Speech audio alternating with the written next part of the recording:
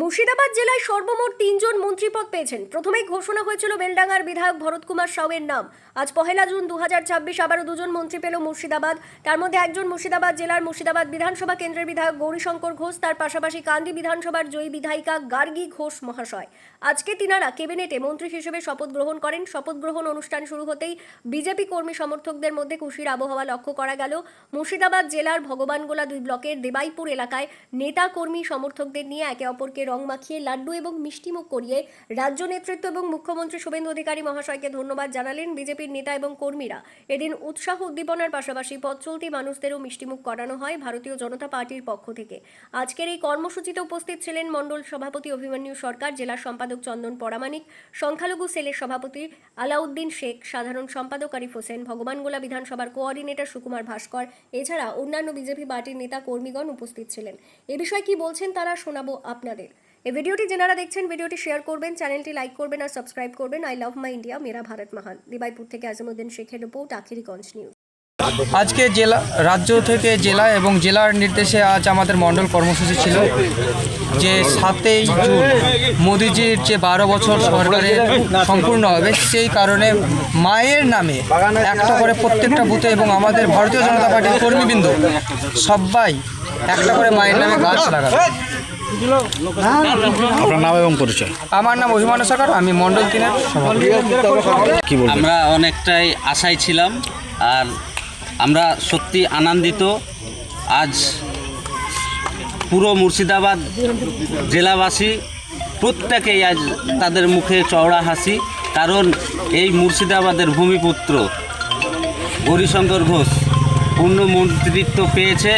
তার জন্য দল ও রাজ্য সরকারকে অসংখ্য ধন্যবাদ মুর্শিদাবাদ জেলাবাসীর পক্ষ থেকে। এবং আমরা আশাধারী যে আমাদের গরিদা যেভাবে যে সময় এই মুর্শিদাবাদের বুকে দলটা করাই অসম্ভব ছিল, সেই সময়তেও দাদা নেতৃত্বে পদ্ম ফুল ফুটেছে এই মুর্শিদাবাদ জেলায়।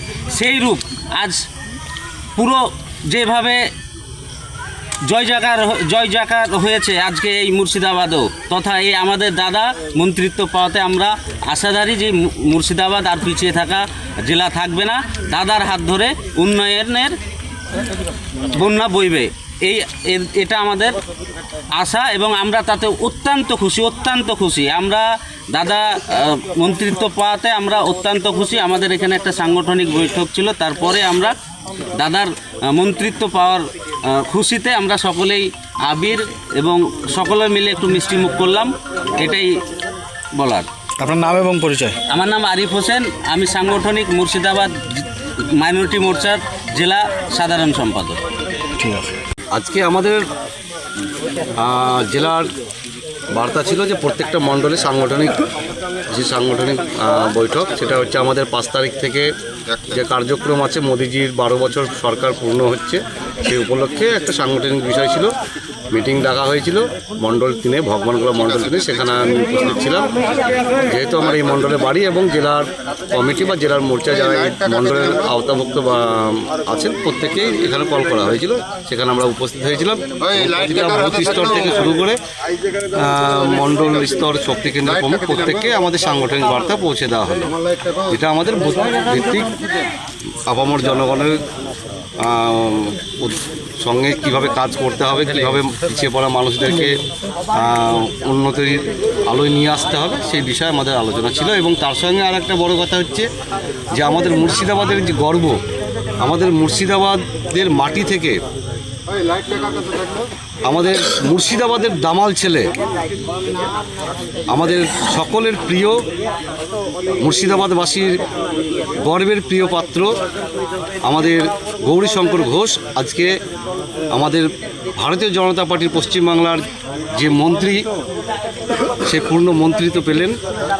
এবং তার সঙ্গে আমাদের এই মুর্শিদাবাদ যে পিছিয়ে পড়া জেলা ছিল, আশা করছি আমাদের এই গৌরীদার হাত ধরে এই মুর্শিদাবাদ, যে বিগত দিনে আমরা দেখেছি মুর্শিদাবাদের নাম আমরা ইতিহাসের পাতায় দেখেছিলাম।